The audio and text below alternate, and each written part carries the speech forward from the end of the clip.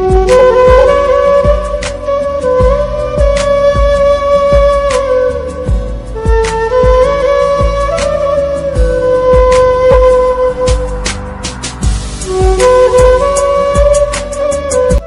Everyone, আসসালামু আলাইকুম।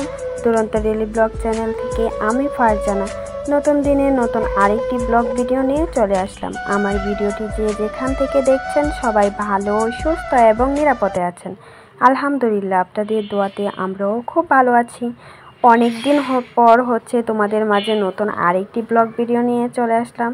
প্রায় মনে হয় 15 দিনের ওপরে আমি ভিডিও দিই না। সবাই হয়তোবা জানো যে ঈদের ছুটিতে গ্রামের বাড়িতে গিয়েছিলাম। তো আমি আমার শ্বশুর বাড়িতে গিয়েছিলাম। তো সেখানে তেমনভাবে কোনো ভিডিওই করতে পারিনি, সময় পাইনি তেমনভাবে। তো সেমনভাবে ভিডিও করা হয়নি। তো যতটুকু পেরেছি ততটুকু আর কি তোমাদের সাথে শেয়ার করার চেষ্টা করেছি। তো সব কিছু আর শেয়ার করিনি, মানে ভিডিও করাও হয়নি, তো শেয়ার করাও হয়নি। তো আমার শ্বশুরবাড়িটা তোমাদেরকে একটু ঘুরে ঘুরে দেখাই। তো এখানে আমি কিছু ফুল গাছ দেখাচ্ছি। আমাদের বাড়ির মানে আমাদের রুমের পাশে এই গোলাপ ফুল গাছগুলো দেখতে অনেক বেশি সুন্দর লাগে। ফুল যখন ফুটে তখন অনেক বেশি ভালো লাগে। তো এরকম বড় সাইজেরও গোলাপ ফুল আছে, আবার ছোট সাইজেরও গোলাপ ফুল আছে।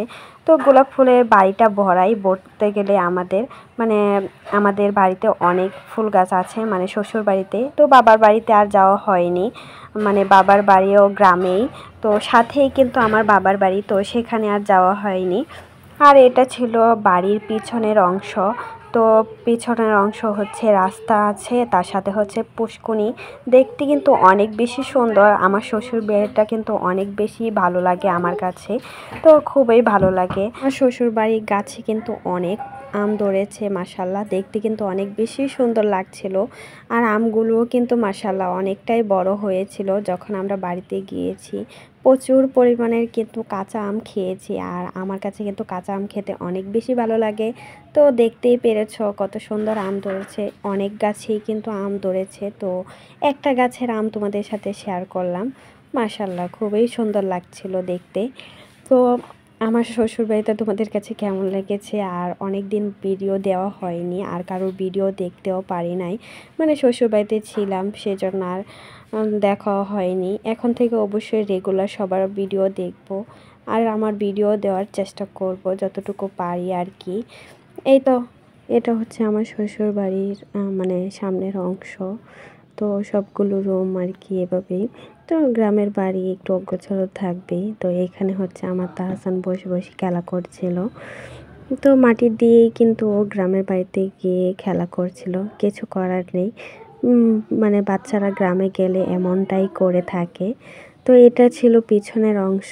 পিছনে অনেক গাছগাছালি আছে। পিছনের অংশটা আমার কাছে অনেক বেশি ভালো লাগে।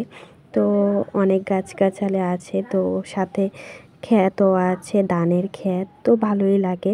তো ধান ক্ষেতগুলোও দেখিয়ে দিলাম। এখানে ধানও পেকে গেছে প্রায়, আবার অনেকগুলো ধান এখনও কাঁচা। তো সবুজ শ্যামলে ভরা গ্রাম দেখতে কিন্তু অনেক বেশি ভালো লাগে।